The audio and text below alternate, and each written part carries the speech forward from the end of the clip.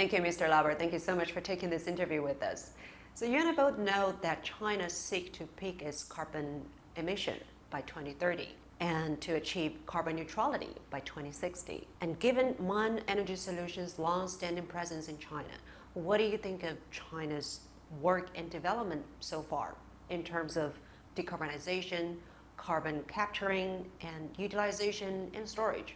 I mean, in general, China has established a real plan to achieve net zero, so to say, until 2060.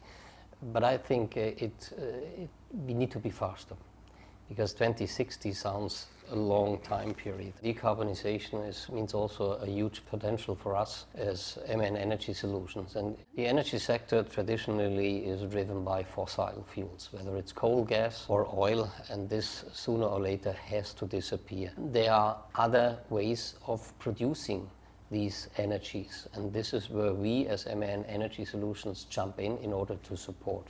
Okay, now let's get back to MAN Energy Solutions' moving big things to zero strategy. The company launched it in China last year for this strategy, and it's aiming to help companies to achieve net zero emissions. So I'm wondering, why China, and what was the original expectations when initiating this strategy? Here, it's a perfect platform to start first. I mean, we are here in China since more than 100 years. We have a proper setup, and 30% of the revenue is being made in China. Asia Pacific's headquarters is here in China. China has spent tremendous effort in building up renewable energy sources. So most renewable energy will be produced here in China. Right.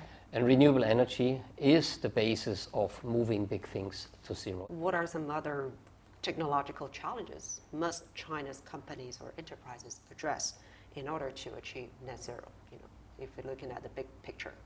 I mean, looking at the big picture and the shipping industry, China is number one, definitely number one. So the biggest shipyards are located here in China.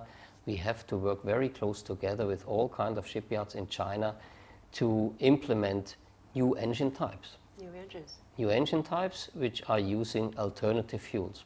Alternative fuels like LNG, which is still fossil, but later on, once the availability is given, synthetic methane can also be used because we have the infrastructure.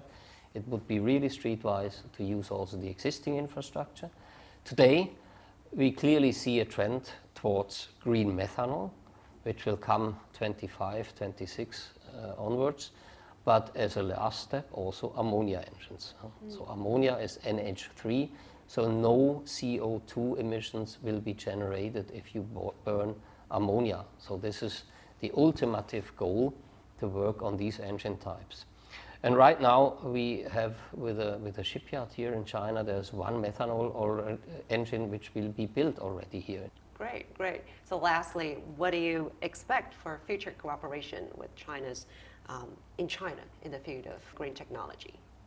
I mean, there are many opportunities on green, let's say, on decarbonization activities. One of the most important sectors is maritime industry, because this is where we are coming traditionally. But also on the field of renewable energy sources, we have also in our portfolio a company called HTEC System. HTEC Systems is a company building electrolyzers, and with an electrolyzer you can produce hydrogen, green hydrogen. So also here the key for our engines, for the future engines, of course, is hydrogen-based fuels, and here there could be also a nice collaboration that we build up the infrastructure here for hydrogen.